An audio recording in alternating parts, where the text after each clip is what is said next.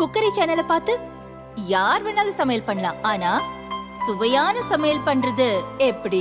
நான் இதயம் நல்லெண்ணெயில சமையல் பண்றேன். ஆஹா ஓஹோன்னு பாராட்டுறாங்க. நீங்களும் இதயம் நல்லெண்ணெயில சமையல் பண்ணுங்க, பாராட்ட வாங்குங்க. தினம் தோறும் வாங்குவே இதயம் இதயம். கள்ளக்குறிச்சியில் கடந்த ஜூனில் கள்ளச்சாராயம் குடித்தவர்களில் 67 பேர் மரணமடைந்தனர். இந்த சம்பவத்தில் கள்ளச்சாராயம் விற்றவர்கள் உட்பட 24 பேர் கைது செய்யப்பட்டனர். அவர்களில் 18 பேர் மீது குண்டர் தடுப்பு சட்டத்தில் வழக்கு பதியப்பட்டது.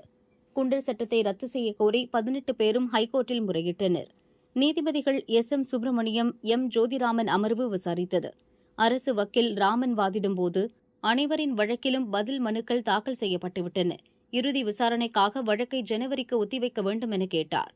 அப்போது நீதிபதிகள் எதன் அடிப்படையில் இவர்கள் மீது குண்டர் சட்டம் போடப்பட்டது என்று கேட்டனர்.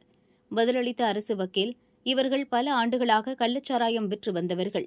கள்ளச்சாராய மரணத்தால் மாவட்டம் முழுவதும் பதட்டம் உருவானது, அதனால் குண்டர் சட்டம் பதியப்பட்டதாக சொன்னார். இத்தனை ஆண்டுகளாக கள்ளச்சாராய விற்பனை நடைபெறுகிறது என்றால் அதை தடுக்காமல் மதுவிலக்கு பிரிவு என்ன செய்து கொண்டிருக்கிறது என நீதிபதிகள் கேட்டனர்.